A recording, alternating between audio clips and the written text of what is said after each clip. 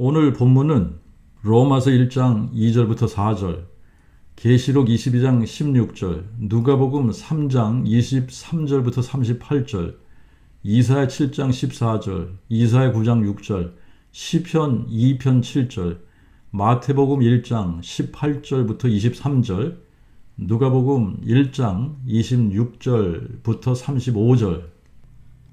성경에서 증거하고 있는 복음은 하나밖에 없는 복음입니다. 그래서 그 복음입니다. 성경에서 이것이 복음이야 라고 정의 내리고 증거하는 그 복음 외에 다른 복음을 전하면 갈라디아서 1장 8절부터 9절에 우리나 혹은 하늘로부터 온 천사라도 우리가 너에게 전한 그 복음 외에 다른 복음을 전하면 저에게 저주가 있을지어다. 우리가 전에도 말하였거니와 내가 지금 다시 말하노니 만일 누구든지 너희의 받은 것 외에 다른 복음을 전하면 저주가 있을지어다 그랬습니다. 복음은 하나님의 복음입니다. 그렇기 때문에 하나님께서 이것이 복음이야 라고 정해주신 것이 복음이지 우리 생각에 이것이 복음일 거야 아니면 우리 생각에 이것을 복음으로 하면 좋을 것 같아 그래서 우리가 복음의 내용을 정할 수 있는 것이 아닙니다. 복음의 내용은 하나님께서 정해주셨고 하나님께서 정해주신 그 복음의 내용과 다르면 무조건 다른 복음이 되는 겁니다.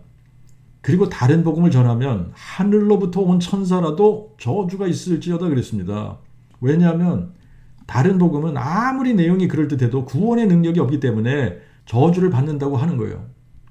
바울은 로마서 1장 16절에 내가 그리스도의 그 복음을 부끄러워하지 아니하노니 그 복음은 모든 믿는 자에게 구원을 주시는 하나님의 능력이 됨이니 첫째는 유대인에게요 또한 헬라인에게로다. 오직 하나님의 그 복음 그리스도의 그 복음만이 모든 믿는 자에게 구원을 주시는 하나님의 능력이 되는 겁니다. 다른 복음은 아무리 잘 믿어도 구원의 능력이 없어요. 다른 복음을 믿는 것은 그 복음을 안 믿는 것과 마찬가지예요. 구원의 능력이 없는 다른 복음은 아무리 그럴듯하고 듣기 좋아도 한 영혼도 구원할 수 없는 겁니다. 그러므로 구원받으려면 성경에서 증거하는 그 복음을 깨닫고 마음에 믿어야 구원을 받는 겁니다. 그 복음을 마음에 믿은 사람들은 진리를 알지니 진리가 너희를 자유케 하리라 하신 말씀이 실제가 되고 그래서 정말 자유함을 누리게 되고 또 오직 성령이 너에게 임하시면 너희가 권능을 받고 예루살렘과 온 유대와 사마리아와 땅끝까지 이르러 내 증인이 되리라 하신 말씀과 같이 되리라가 되는 거예요. 다윗의 씨로 죽은 자 가운데서 부활하신 예수 그리스도를 하나님의 그 아들이라고 증거하는 예수의 증인이 저절로 되는 겁니다. 성경에서 이것이 복음이야 라고 증거하는 그 복음은 로마서 1장 2절부터 4절에 정확하게 정의 내려주셨고 그 내용을 살펴보면 창세기 3장 15절에서부터 증거하고 있는 내용입니다. 로마서 1장 2절부터 4절을 한번 가서 보면 이 복음은 하는 것은 하나님의 그 복음은 이 말입니다. 하나님의 그 복음은 하나님이 선지자들을 통하여 성경에 미리 약속하신 그의 아들에 관한 것으로 그가 육신으로는 다윗의 혈통에서 나셨으나 성결의 영으로 죽은 자들 가운데서 부활하셔 부활의 능력으로 하나님의 그 아들로 인정되셨으니 곧 예수 그리스도 우리 주님이시라. 먼저 하나님의 그 복음이 무엇에 관한 것인지 2절에 보면 이렇게 기록하고 있습니다. 이 복음은 하나님이 그의 선지자들을 통하여 성경에 미리 약속하신 그의 아들 하나님의 그 아들에 관한 것으로 하나님께서 이것이 내가 정한 복음이야 라고 증거하고 있는 복음 그 복음은 하나님의 그 아들에 관한 약속입니다. 자, 그러니까 복음은 뭐에 관한 거냐? 하나님의 그 아들에 관한 약속이다.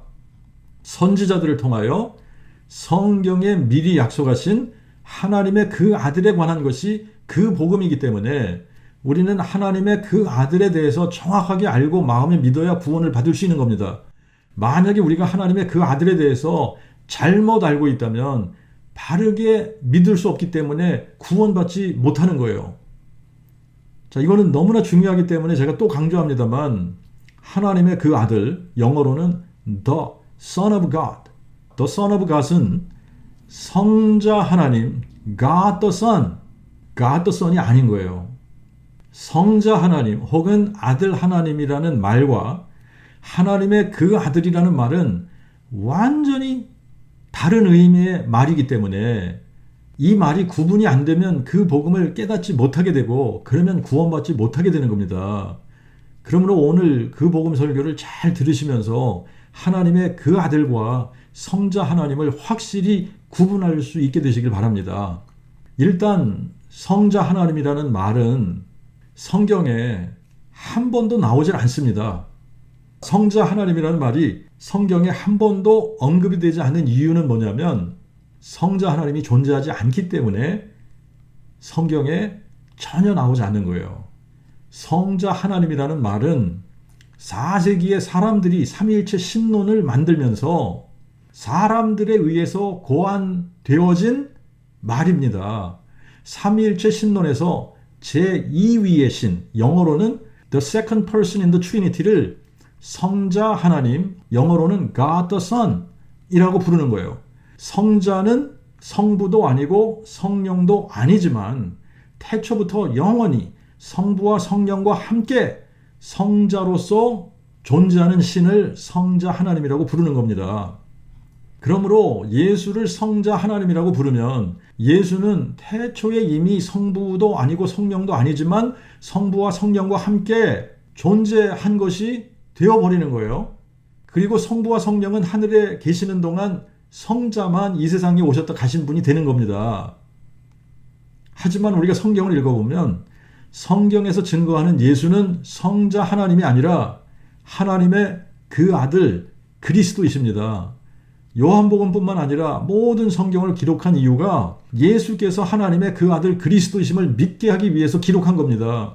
요한복음 20장 31절에 오직 이것을 기록함은 너희로 예수께서 하나님의 그 아들 그리스도이심을 믿게 하려 하며 또 너희로 믿고 그의 이름 안에서 생명을 얻게 하려 함이니라. 하나님의 그 아들 혹은 그리스도라는 말은 신약 성경에 많이 등장합니다. 하나님의 그 아들 그리스도는 실제로 존재하기 때문에 하나님의 그 아들 그리스도라는 타이틀 혹은 용어가 많이 사용되고 있는 겁니다.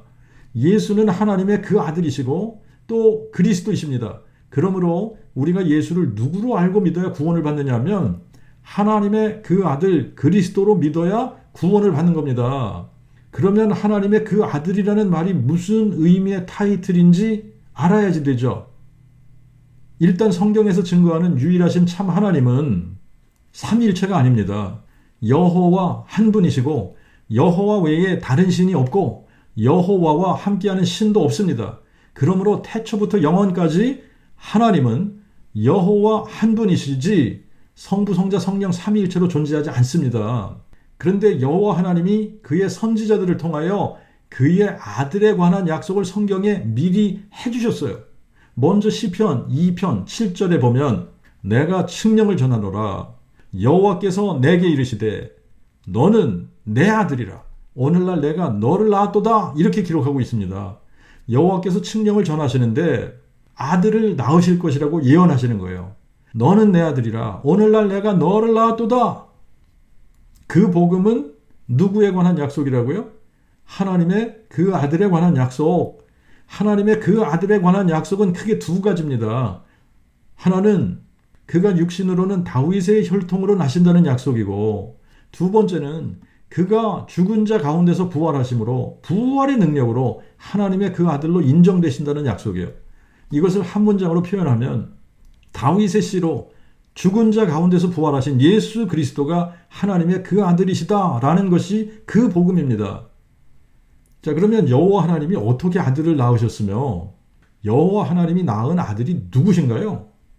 이사야 7장 14절에 보니까 그러므로 대주제께서 친히 징조로 너희에게 주실 것이라. 보라, 처녀가 잉태하여 아들을 낳으리니 그의 이름을 임마누엘이라 하리라. 한 남자와 한 여자 사이에서 아기를 잉태해서 낳게 되면 그 아기는 하나님의 아들이 될 수 없습니다. 그냥 사람의 아들인 거예요. 여호와 하나님이 아들을 낳으실 때에는 처녀를 통해서 아들을 낳으시는데 그 처녀가 누구에 의해서 잉태를 해야 여호와 하나님의 아들이 되는 겁니까? 여호와 하나님에 의해서 잉태를 해서 아들을 낳아야 그 아기가 하나님의 그 아들이 되는 거예요. 마태복음 1장 18절부터 23절을 보겠습니다. 예수 그리스도의 나심은 이러하니라. 그의 모친 마리아가 요셉과 정혼하고 동거하기 전임에도 성령으로 잉태된 것이 나타나니 그녀의 남편 요셉은 의로운 사람이라 저를 드러내 알리지 않고 가만히 끊고자 하여 이 일을 생각할 때에 호련히 주의 천사가 꿈에 그에게 나타나 말하되 다윗의 자손 요셉아 내 아내 마리아 데려오기를 무서워 말라. 저에게 잉태된 자는 성령으로 된 것이니라. 아들을 낳으리니 그의 이름을 예수라 하라. 이는 그가 자기 백성을 저희 죄에서 구원할 자이심이라 하니라. 이 모든 일에 된 것은 주께서 선지자로 하신 말씀을 이루려 하심이니 이르시되 보라 처녀가 잉태하여 아들을 낳을 것이요 그의 이름을 임마누엘이라 하리라 하셨으니 이를 번역한즉 하나님이 우리와 함께 계심이라. 그리고 누가복음 1장 26절에서 35절도 읽어보겠습니다. 여섯째 달에 천사 가브리엘이 하나님의 보내심을 받아 갈릴리 나사렛이란 동네에 가서 다윗 가문의 요셉이라 하는 사람과 정혼한 처녀에게 이르니 그 처녀의 이름은 마리아라. 천사가 그녀에게 들어가 말하되 평안할지어다 은혜를 받은 자여 주께서 너와 함께 하시니 여인 중에 내가 복되도다 하니 마리아가 보고 그의 말에 크게 놀라 이런 인사가 어찌민고 생각하며 천사가 말하되 마리아여 두려워 말라. 내가 하나님께 은총을 입었느니라. 보라 내가 잉태하여 아들을 낳으리니 그의 이름을 예수라 하라. 저가 큰 자가 되고 지존자의 그 아들이라 일컬음을 받을 것이요 대주제 하나님께서 그의 조상 다윗의 보좌를 저에게 주시리니 저가 야곱의 집을 영원히 다스리실 것이며 그의 나라가 무궁하리라 하며 마리아가 천사에게 말하되 나는 남자를 알지 못하니 어찌 이 일이 있으리까? 천사가 대답하되 성령이 내게 임하시고 지존자의 능력이 너를 덮으시리니 그러므로 내게서 나실 바 거룩한 자를 하나님의 그 아들이라 일컬으리라. 처녀라는 단어를 사전에서 찾아보면 아직 결혼하지 않은 성숙한 여자를 처녀라고 부릅니다. 하지만 처녀 중에서도 남자를 이미 경험한 처녀도 있을 것 아닙니까? 남자를 이미 경험한 처녀는 virgin이 아니죠. 동정녀가 아닌 겁니다. 남자를 전혀 알지 못하는 처녀를 영어로 virgin이라고 부르는데 우리말로는 동정녀라고 부르는 거예요. 동정녀를 사전에서 찾아보면 남자와 성적 관계가 없는 처녀 이렇게 나옵니다. 마리아는 요셉과 정혼한 사이지만 virgin이기 때문에 나는 남자를 알지 못하니 어찌 이 일이 있으리까? 나는 동정녀인데 나는 수처녀인데 어떻게 아기를 잉태해서 아들을 낳을 수 있는 겁니까? 이렇게 묻는 거예요. 남자를 알지 못하는 수처녀 마리아. 정혼은 했지만 아직 남자를 경험한 적이 없기 때문에 virgin, 동정녀인 상태입니다. 이 동정녀 마리아에게 성령이 임하시고 지존자의 능력이 덮으셔서 아기를 잉태하게 되는 것이기 때문에 내게서 나실 바 거룩한 자를 하나님의 그 아들이라 일컬으리라 그런 겁니다. 그러니까 하나님의 그 아들은 여호와께서 너는 내 아들이라 오늘날 내가 너를 낳았도다. 여호와께서 동정녀 마리아를 통해 낳으신 아들이 하나님의 그 아들이신 거예요. 그러면 또 성령은 어떻게 되는 거냐 이렇게 묻는 사람들이 있습니다. 성령은 성부와 성자 외에 다른 인격과 위격의 신이 아니라 하나님의 영 혹은 여호와의 영, 여호와의 영이 성령이신 거예요. 여호와 하나님의 본질이 성령이시기 때문에 성령으로 잉태한 것은 곧 여호와로 잉태한 것이고 하나님으로 잉태한 겁니다. 그러므로 아기 예수의 어머니는 분명하게 동정녀 마리아인데 아버지는 누구냐? 동정녀 마리아가 누구에 의해서 잉태를 하게 되었느냐에 따라 잉태케 한 바로 그분이 아기 예수의 아버지가 되시는 겁니다. 그러므로 아기 예수의 아버지는 여호와 하나님이신 거예요. 그래서 시편 2편 7절에 여호와께서 내게 이르시되 너는 내 아들이라 오늘날 내가 너를 낳았도다 하신 말씀이 여호와께서 동정녀 마리아를 잉태케 하심으로 처녀가 잉태하여 아들을 낳게 하신 겁니다. 그래서 예수는 아버지 쪽으로는 하나님의 그 아들이시고 어머니 마리아 쪽으로는 다윗의 혈통으로 다윗의 자손이 되신 거예요. 그런데 예수님이 계시록 22장 16절에 이렇게 말씀하십니다. 나 예수는 내 천사를 보내어 교회들을 위하여 이것들을 너에게 증거하게 하였노라. 나는 다윗의 뿌리요 자손이니 곧 광명한 새벽별이니라. 사람은 다윗의 뿌리면 뿌리고 다윗의 자손이면 자손이지 다윗의 뿌리요 자손이 될 수가 없는 겁니다. 그런데 예수님은 나는 다윗의 뿌리요 자손이시라는 거예요. 다윗의 뿌리는 하나님을 의미하는 것이고 다윗의 자손은 동정녀 마리아를 통해 아기로 태어나신 사람이신 하나님의 그 아들 그리스도를 의미하는 겁니다. 그러므로 예수께서 다윗의 뿌리요 자손이시라는 말씀은 예수님이 하나님이시면서 사람이시라는 말씀이에요. 예수께서 여호와 하나님이시면서 여호와 하나님이 사람 되시면서 하나님의 그 아들이 되셨다라는 말씀입니다. 어떻게 예수님이 여호와 하나님이시면서 사람이신 하나님의 그 아들이 될 수 있느냐? 여호와 하나님의 본질은 성령이시고 사람의 본질은 혈과 육입니다. 하지만 사람의 육체 안에 영이 없으면 그 사람은 죽은 사람이고 죽은 사람의 몸은 우리가 시체라고 부르거나 송장이라고 부르지 사람이라고 부르지 않습니다. 그러므로 예수님이 산 사람이 되기 위해서는 예수님의 몸 안에 영이 계셔야 하는데 예수님의 몸 안에 계신 영은 사람의 영이 아니라 하나님의 영, 즉 성령이시기 때문에 성령으로서 그분은 여호와 하나님 자신이고 육체로서 그분은 하나님의 그 아들이신 겁니다.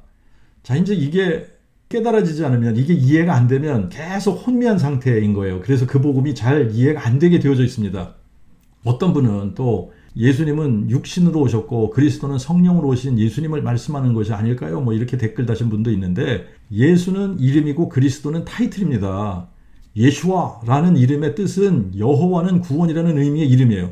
그러므로 예슈아라는 이름에 암시하는 이 암시적인 의미는 여호와 하나님이 우리를 구원하기 위해 사람 되신 분이라는 의미의 이름이고 디모데전서 2장 5절에 보면 하나님이 한 분이시요 또 하나님과 사람 사이에 중보자도 한 분이시니 곧 사람이신 그리스도 예수라 그랬는데 그리스도의 사전적 의미는 기름 부음을 받은 자이지만 성경 전체에 깔려져 있는 암시적인 의미는 다윗의 뿌리가 다윗의 자손 되신 분, 즉 하나님이 사람 되신 분을 의미하는 타이틀이 그리스도입니다. 그러므로 하나님의 그 아들이라는 타이틀이든 그리스도라는 타이틀이든 같은 의미의 타이틀입니다. 그래서 예수를 하나님의 그 아들이시라고 증거하기도 하고 예수를 그리스도시라고 증거하기도 하는데 이 두 타이틀은 같은 의미의 타이틀인 거예요.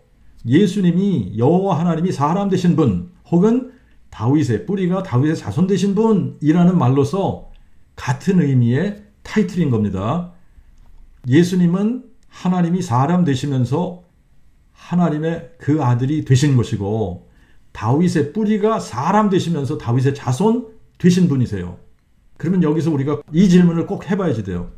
그러면 하나님의 그 아들이 태초부터 하나님과 함께 존재하셨나요? 이 질문을 꼭 해봐야지 돼요. 태초에 하나님의 그 아들이 하나님과 함께 계셨나요? 아니면 태초에는 여호와 하나님 홀로 계셨나요? 정답은 여호와 하나님 홀로 계셨다입니다. 하나님의 그 아들은 태초에는 존재하지 않았습니다. 그러면 하나님의 그 아들은 언제부터 존재하신 건가요?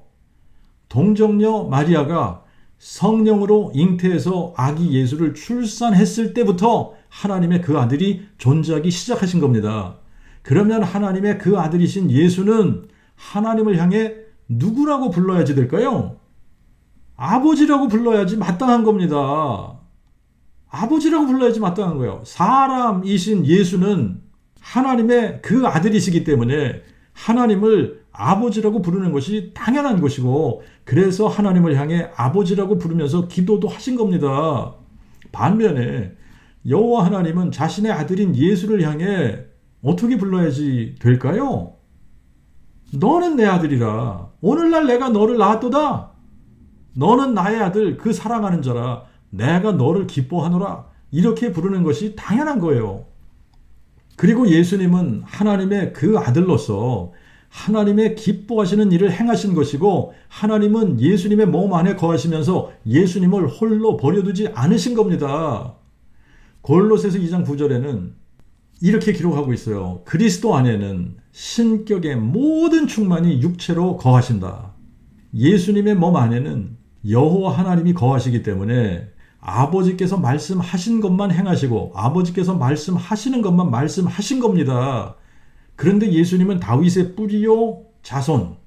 예수님이 나는 다윗의 뿌리요 자손이라고 하셨으니까 하나님이시면서 그분이 하나님의 그 아들이시기 때문에 자기가 자기 자신에게 아버지라고 부르고 또 자기가 자기 자신에게 아들이라고 부른 겁니다. 자, 이것이 하나님과 그리스도에 대한 비밀인 거예요.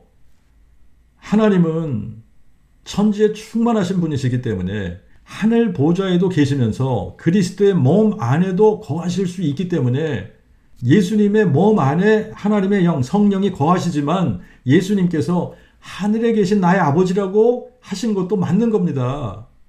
또 하나님은 예수님을 향해 내가 내 원수를 내 발 아래 두기까지 너는 내 우편에 앉아 있으라 하신 거예요. 자, 이제 예수님께서 하나님 우편에 앉으신다라고 하는 이 표현은 은유적인 의미라고 그랬죠.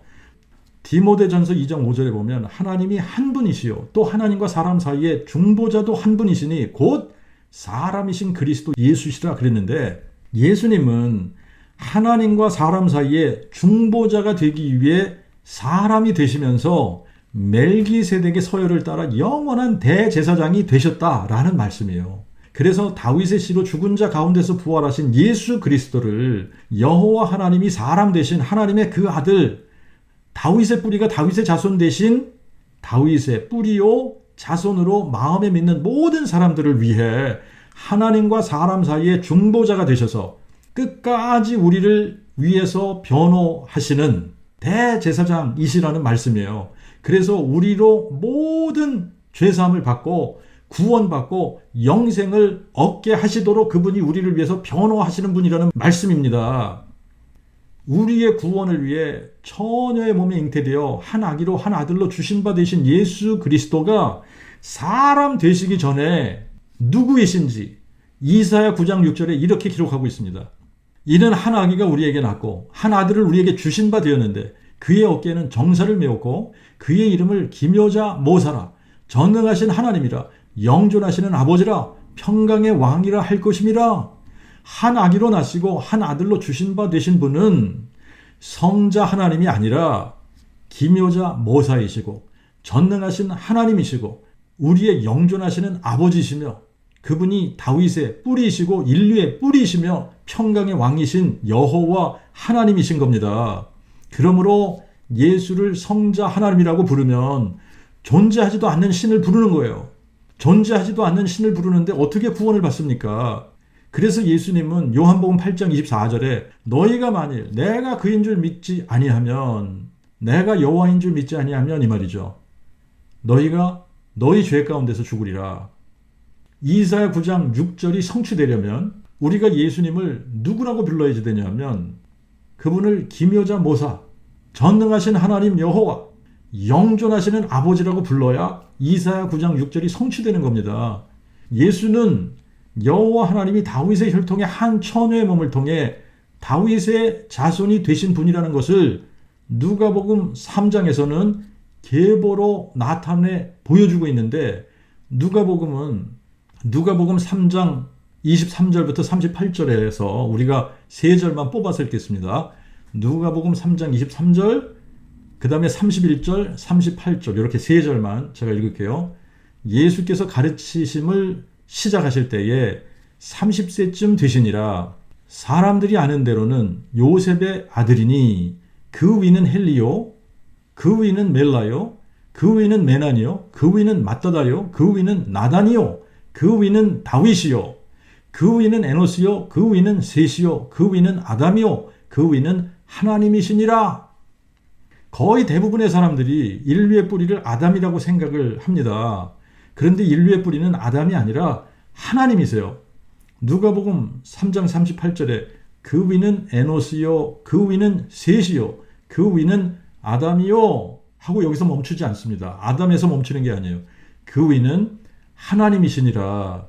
인류의 계보는 아담에서 시작되는 것이 아니라 하나님으로부터 시작이 되는 겁니다. 그러므로 뿌리가 누구시냐? 하나님이십니다. 그러므로 다윗의 뿌리도 하나님이십니다.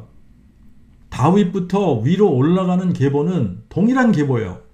하지만 다윗 아래로 내려가는 계보는 다윗의 아들이 누구냐에 따라 달라지는 겁니다. 마태복음에 나오는 계보는 다윗의 아들 솔로몬의 혈통으로 이어지는 계보이고, 누가복음에 나오는 계보는 다윗의 아들 나단의 혈통으로 이어지는 계보이기 때문에 두 계보의 같은 이름의 사람들이 등장을 한다고 해도 동명이인이지 동일 인물이 아닙니다.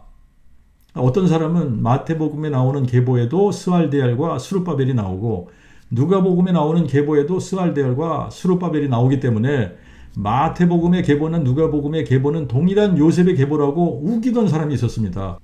두 계보를 잘 비교해보면 세대수도 다르고 할아버지와 손자도 다 다른데 스알디엘과 스룹바벨이 똑같이 나오기 때문에 솔로몬의 혈통이든 나단의 혈통이든 상관없이 같은 계보라고 우기면서 저를 이단이라고 공격하던 어떤 젊은 친구가 있었는데, 여러분 제발 상식적으로 생각하시기 바랍니다. 마태복음의 계보는 다윗의 아들 솔로몬의 혈통으로 이어지는 계보에서 요셉이 등장한 것이고, 누가복음의 계보는 다윗의 아들 나단의 혈통으로 이어지는 계보에서 마리아가 등장한 겁니다. 아무리 같은 이름이 양쪽 계보에 있다고 해도 이들은 이름만 같은 것이지 같은 사람이 아닙니다. 동명이인인 거예요. 세대수도 다르고 그들의 윗세대와 아래 자손이 다 다른 사람들입니다. 그런데 생각이 혼미한 사람들은 성경으로 확인도 안 하고 상식적으로 생각도 안 해요. 그래서 무조건 자기가 맞다고 억지를 쓴단 말이죠. 다윗의 아들 솔로몬을 통해 내려가는 계보가 마태복음에 나오는 계보이고, 다윗의 아들 나단을 통해 내려가는 계보가 누가복음의 계보입니다. 23절에 예수께서 가르치심을 시작하실 때에 30세쯤 되시니라. 사람들이 아는 대로는 요셉의 아들이니 그 위는 헬리오, 이렇게 기록하고 있는데, 여기서 마리아 대신 요셉을 기록한 것은 그 당시에 여자는 숫자에도 넣지 않던 시대였기 때문에 족보에도 올리지 않았던 겁니다. 그래서 마리아 대신 요셉을 넣으면서 사람들이 아는 대로는 예수는 요셉의 아들이니 그러면서 자연스럽게 그 위는 헬리오 하고 계보를 나열한 거예요. 하지만 이거는 요셉의 계보가 아니라 마리아의 계보인 겁니다. 사람들은 예수를 요셉의 아들로 알고 있었지만 사실은 요셉의 아들이 아니잖아요. 요셉하고는 전혀 관계가 없는 겁니다. 요셉의 아들이 아니라 동정녀 마리아를 통해 낳은 하나님의 아들이었던 거예요. 누가는 다윗의 아들 나단의 혈통을 따라 내려오는 마리아의 계보를 기록하면서 예수께서 다윗의 뿌리이신 여호와 하나님이 다윗의 자손 되셨음을 계보를 통해 증명하고 있는 겁니다. 하나님이 한 아기로 한 아들로 이 세상에 오실 때에는 인간 아버지가 있었다면 그는 사람의 아들이지 하나님의 아들이 될 수 없는 겁니다. 그렇기 때문에 하나님의 그 아들은 여호와 하나님이 동정녀에게 잉태케 해서 탄생하셔야 하나님의 그 아들이 되는 겁니다. 하나님께서 사람이 되시기 위해 택하신 동정녀 마리아는 다윗의 아들 중 나단의 혈통에서 등장하는 처녀입니다. 그렇다면 또 하나 우리가 질문해야 되는 게, 다윗의 왕권은 솔로몬을 통해 계승이 되었는데 예수님은 나단의 혈통을 통해 다윗의 자손이 되셨기 때문에 솔로몬의 라인이 아닌데 어떻게 다윗의 보좌에 앉으실 수 있는가? 이 질문을 해봐야 되는 거예요. 하나님은 이 부분을 미리 아시고 예레미야 22장 24절부터 30절에 고니야를 저주하십니다. 나의 삶을 두고 맹세하노니 유다 왕 여호야김의 아들 고니야가 비록 내 오른손에 인장반지라 할지라도 내가 빼어 나 여호와의 말이라 내 생명을 찾는 자의 손과 너의 두려워하는 자의 손 곧 바벨론 왕 느부갓네살의 손과 갈대아인의 손에 주리라. 내가 너와 너를 낳은 어미를 너희가 나지 아니한 다른 지방에 쫓아내리니 너희가 거기서 죽고 너희 마음에 돌아오기를 사모하는 땅에는 돌아오지 못하리라. 이 사람 고니야는 천대받는 부서진 우상인가? 좋지 않은 그릇이냐? 어찌하여 그와 그 자손이 쫓겨나서 알지 못하는 땅에 들어갔는고? 땅이여 땅이여 나 여호와의 말을 들을지어다. 나 여호와가 이같이 말하노라. 너희는 이 사람이 자식이 없겠고 그 평생에 형통치 못할 자라 기록하라. 이는 그 자손 중 형통하여 다윗의 위에 앉아 유다를 다스릴 사람이 다시는 없을 것임이니라. 여고냐는 이미 부인도 있었고 자녀들도 있었습니다. 그런데 30절에 이는 그 자손 중 형통하여 다윗의 위에 앉아 유다를 다스릴 사람이 다시는 없을 것이라고 말씀을 하십니다. 여고냐는 바벨론으로 잡혀가고 여고냐를 대신해서 여고냐의 삼촌 시드기야가 유다를 대신 통치하는데 11년 통치하다 11년째 바벨론에 의해 멸망하고 실제로는 여고냐 이후에 여고냐의 자손으로 다윗의 보좌에 앉아 유다를 다스린 사람이 없습니다. 마태복음 1장에 다윗의 계보를 보면 마리아와 정혼한 요셉은 솔로몬의 라인에서 여고냐의 직계 자손이에요. 그렇기 때문에 합법적으로 다윗의 보좌에 앉을 수 있는 왕족이지만 예레미야 22장에서 여호와 하나님이 여고냐를 저주하셔서 여고냐의 혈통으로는 다윗의 보좌에 앉아서 유다를 다스릴 사람이 다시는 없을 것이라고 하셨기 때문에 이때부터 다윗의 보좌에 앉아 이스라엘의 왕이 될 수 있는 사람의 자격 조건이 이렇게 바뀌게 된 겁니다. 첫 번째 조건은 다윗의 혈통이래야 돼요. 하지만 두 번째 조건은 여고냐의 직계 혈통이 아니라야 합니다. 여고냐의 혈통이 아니라야 돼요. 그런데 또 세 번째 조건은 그러면서도 합법적으로 왕위에 오를 수 있는 여고냐 혈통의 가문의 아들로 호적에 올라야 다윗의 보좌에 앉을 수 있는 조건이 되는 겁니다.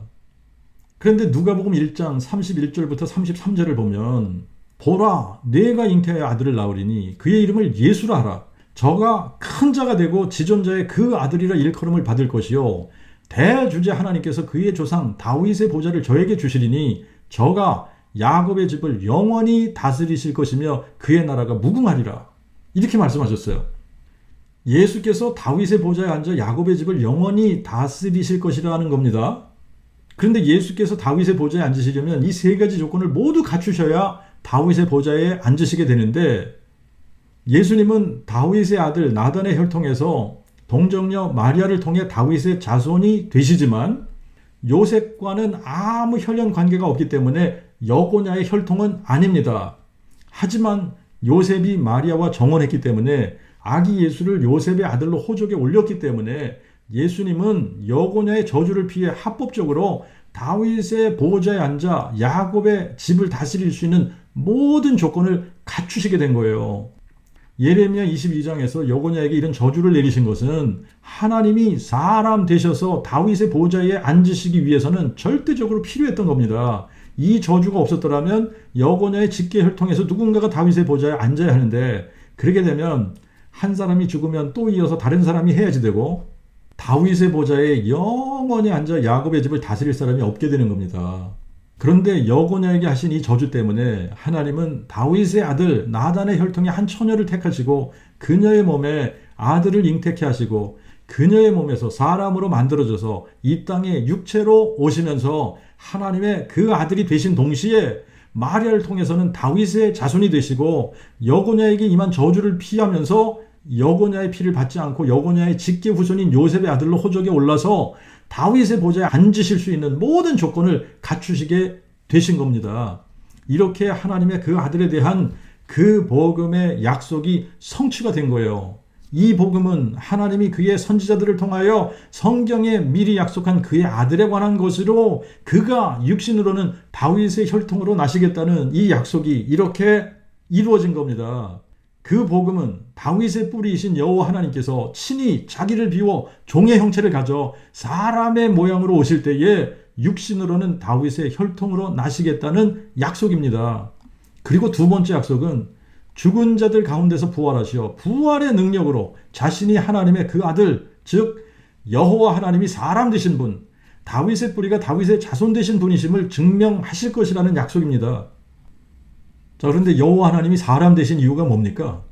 히브리서 2장 14절에 보니까 자녀들이 혈과 육에 참여하신 거로 저도 또한 같은 모양으로 혈과 육에 참여하심은 저가 자신의 죽음을 통하여 사망의 권세 잡은 자 곧 마귀를 멸하시며 또 죽음을 무서워하여 평생 동안 매어 종노릇하는 모든 자들을 놓아주려 하심이니라. 그리고 이사야 25장 8절에는 이렇게 약속하셨습니다. 여호와께서 사망을 삼키고 승리하실 것이요 대주제 여호와께서 모든 얼굴에서 눈물을 씻기시며 그의 백성의 수치를 온 천하에서 제하시리라. 여호와께서 말씀하셨느니라. 여호와 하나님이 사람 되신 이유는 사망을 삼키고 승리하기 위해서 사람이 되신 겁니다. 사망 권세 잡은 자 마귀를 멸하시려고 사람 되신 거예요. 그래야 죽음을 무서워하여 평생 매어 종노릇하는 모든 자들을 놓아주실 수 있는 겁니다. 요한복음 11장 25절에 예수님께서 나는 부활이요 생명이니 나를 믿는 자는 죽어도 살겠고 이렇게 말씀하셨을 때 예수님이 내가 여호와니라, 내가 사망을 삼키고 승리하러 온 여호와니라, 내가 사망 권세 잡은 자 마귀를 멸하러 온 여호와니라 이렇게 선포하신 거예요. 겉으로 보면 예수님은 우리와 똑같은 사람입니다. 근데 이분이 하나님의 그 아들, 즉 여호와 하나님이 사람 되신 분이라고 말할 수 있는 증거가 뭡니까? 증거가 있어야지 될 거 아니에요. 아무리 많은 기적을 행하고 죽은 사람을 살리고 했어도 자기가 죽은 자 가운데서 부활하지 못하면 무슨 소용입니까? 마귀를 멸하지 못했는데. 그러므로 마귀를 멸하려면 자신이 죽은 자 가운데서 다시는 죽지 않는 부활체로 다시 살아나야 되는 겁니다. 이것이 부활의 능력인 거예요. 이 부활의 능력은 누구에게만 있는 거냐? 상천하지에 홀로 한 분 유일하신 참 하나님이신 여호와께만 있는 겁니다. 그러므로 부활의 능력이 있어야 하나님의 그 아들, 즉 여호와 하나님이 사람 되신 분이라는 증거가 되는 거예요. 그래서 창세기 3장 15절부터 약속하신 게 뭐냐 하면 여자의 후손이 뱀의 머리를 상하게 하실 것이라는 약속입니다. 여자의 후손이라는 이 여자의 후손에 대한 약속은 여호와 하나님이 사람 되실 것에 대한 약속이고, 뱀의 머리를 상하게 하실 것이라는 약속은 마귀를 멸하실 것이라는 약속입니다. 마귀를 멸하신다는 것은 사망을 삼키고 승리하셔서 생명과 죽지 아니함을 드러내신다는 약속입니다. 예수님 외에 누가 죽었다가 부활체로 다시 살아난 사람이 누가 있습니까? 예수님이 나인성 과부의 아들도 죽은 자 가운데서 살리시기도 하고, 또 12살 먹은 소녀도 예수님께서 죽은 자 가운데서 살리시기도 하셨고, 나사로도 죽은 자 가운데서 살리셨어요. 그렇지만 이들은 부활체로 살아난 게 아닙니다. 그냥 다시 육체로 살아났다가 다시 죽은 거예요. 자, 이 부활의 능력은 죽은 자가 부활체로 살아나는 거예요. 다시는 죽지 않는 영광스러운 몸으로 다시 살아나는 겁니다.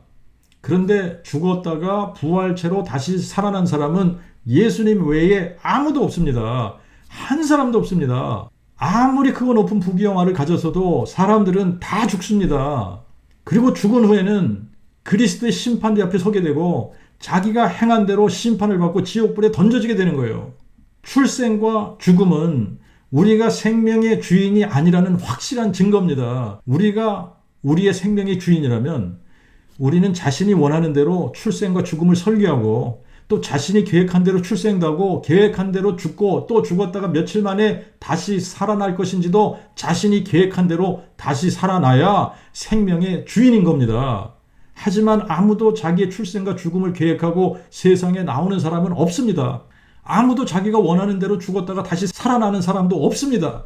그런데 예수님 한 분만 자신의 출생도 선지자들을 통하여 성경에 미리 약속하셨고, 자신의 죽음도 어떠한 죽음을 죽으실지 성경에 미리 약속하셨고, 죽은 자 가운데서 부활하시는 것도 죽은 지 사흘 만에 부활하실 것을 미리 약속하셨고, 성경에 약속하신 대로 출생하셨고, 성경에 약속하신 대로 죽으셨고, 성경에 약속하신 대로 장사 지낸 바 되셨다가 성경에 약속하신 대로 사흘 만에 죽은 자 가운데서 부활하셨습니다. 예수의 부활은 전설이 아니에요. 역사적 사실입니다. 다윗의 씨로 죽은 자 가운데서 부활하신 예수 그리스도를 만난 부활의 증인들도 500명이 넘게 있습니다. 역사적 사실은 모든 사람이 믿을 만한 객관적인 증거입니다.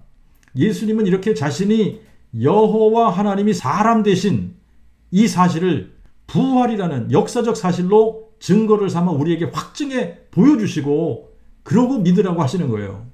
세상 어느 종교에 그들의 하나님이 사람 되어 오셔서 죄인들을 위해 죽으시고 또 부활하셔서 영원한 생명을 주시는 이야기가 있습니까? 우리가 믿는 하나님은 하늘 보좌에 앉아서 명령만 내리시는 하나님이 아닙니다. 우리가 믿는 하나님은 친히 사람 되셔서 우리가 아직 죄인이었을 때 우리 죄를 대속하시려고 우리를 위해 십자가에 죽으시고 장사 지낸 바 되셨다가 죽은 지 사흘 만에 죽은 자 가운데서 부활하셔서 마귀를 멸하시고 우리에게 영원한 생명을 주신 사람 되신 하나님을 믿는 겁니다. 우리와 함께 장막을 치신 임마누엘, 우리와 함께 하시는 하나님이십니다.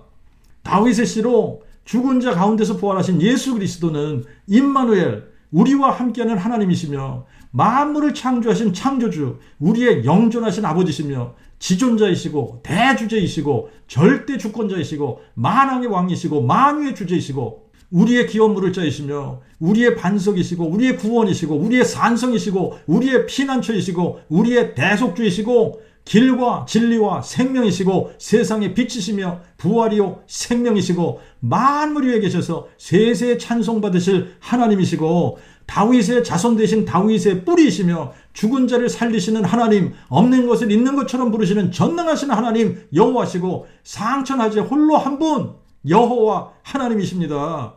다윗의 씨로 죽은 자 가운데서 부활하신 예수 그리스도는 전능하신 하나님 여호와, 영존하시는 아버지 여호와, 다윗의 뿌리이신 여호와께서 친히 사람 되시면서 하나님의 그 아들이 되신 거예요.